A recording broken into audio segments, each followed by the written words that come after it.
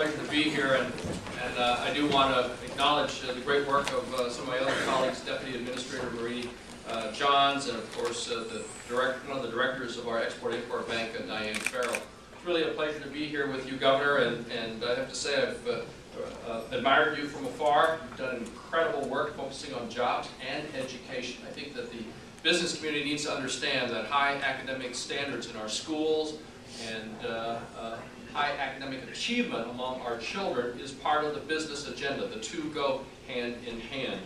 And also want to thank you, Senator Coons, for the great work that you're doing helping us on patent law reform. Appreciate the letter to the editor, the opinion letter that you wrote just a few weeks ago supporting patent law reform. Patent law reform is important, especially for all the innovative companies that you have here in Delaware.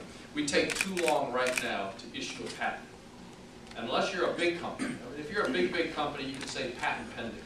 But if you're an inventor, an innovator, and of a smaller scale, you can't go to the bank or go to a group of investors and say, you know, give us $1 million so we can start a new business and commercialize this incredible new product or innovation. And then you say, well, I can't prove to you I even have patents. It's like going to the bank and saying, give me $1 million to expand my factory, but wait 3 years and I'll be able to give you title to show you that I have title to the land. Because right now it's taking us over 3 years to issue a patent, and that is absolutely unacceptable. Our goal is to get it down to a fast track of actual determination within 1 year. But I also want to thank all of those that have been our host today, the World Trade Center, and thank you, Rebecca. Where's Rebecca? Where'd you go?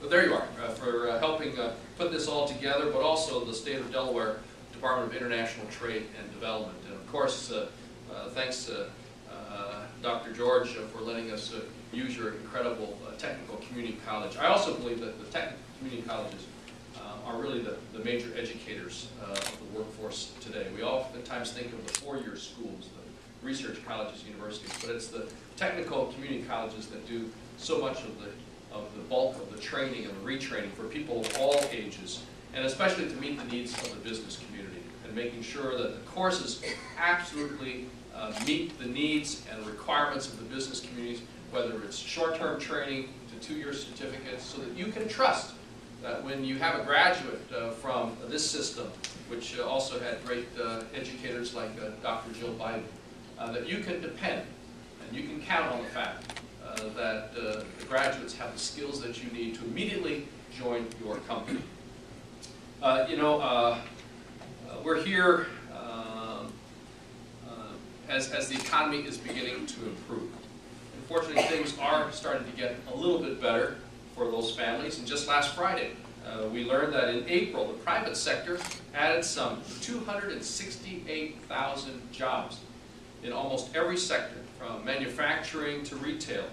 And 2 years after one of the worst recessions we've ever seen, our economy is beginning to show signs of real strength.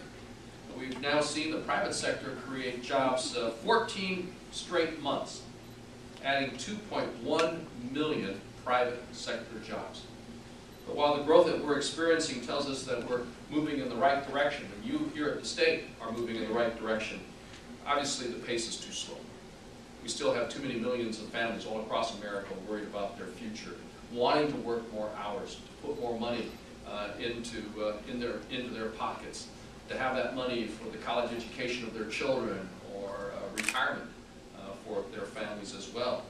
And this administration, President Obama and his entire administration, will not be satisfied until everyone who wants a job has a good paying job. And that's why we're here today. This event is the fourth leg of our New Markets, New Jobs business tour. And the purpose of this nationwide trip is very, very simple. To help small and medium-sized American companies sell more of their made-in-USA goods and services to countries all around the world, so that we can create more jobs here at home in America. In the next few minutes, I'll just like to tell you a little bit about how we're trying to do that. But first, I think it's important to identify the stakes as to what we're talking about here today. In the President's State of the Union address in January, he said that America must win the future.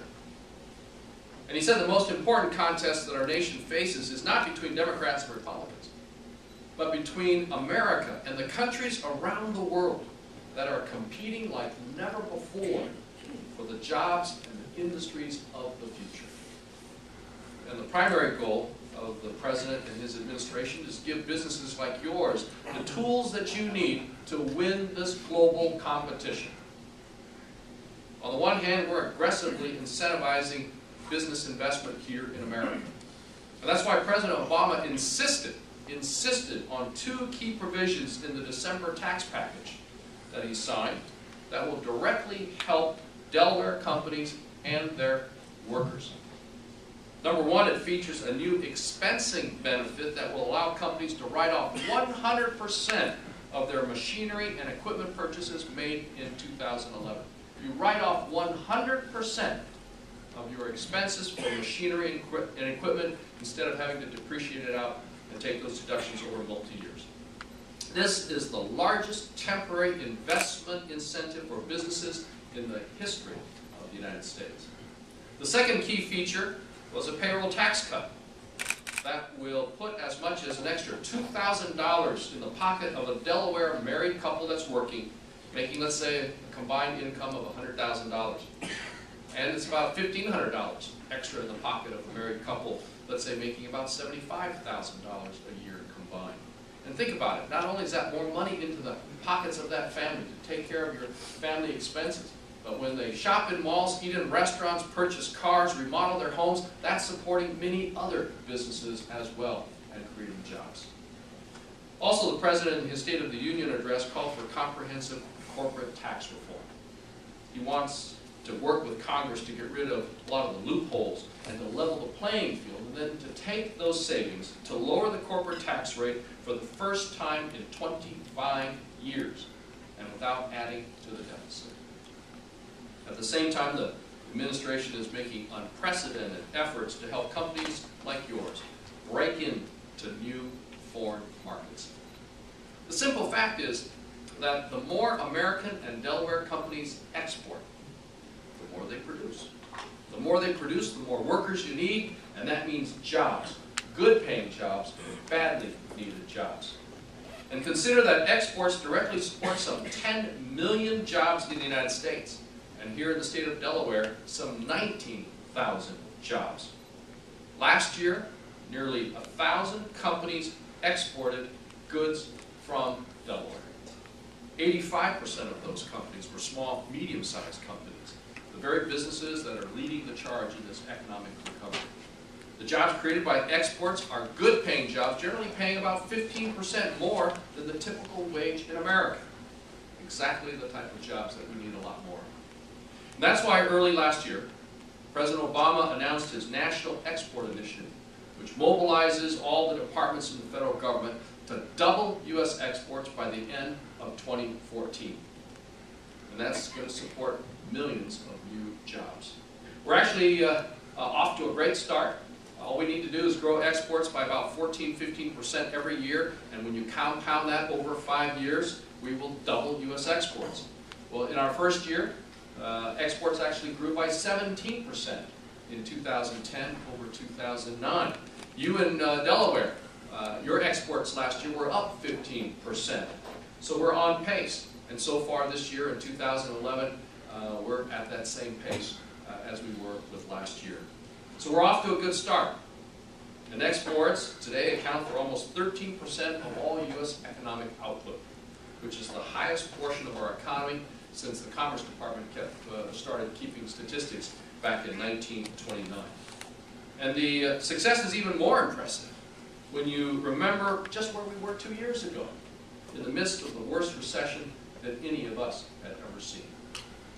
You know, as I look back on my tenure here at the Department of Commerce, I take great pride in the effort of our department, especially our International Trade Administration, which has undergone great efforts and done so much to expand exports and create jobs here in America. Exports have really become a key driver of America's economic growth, accounting for nearly half of our growth since mid-2010.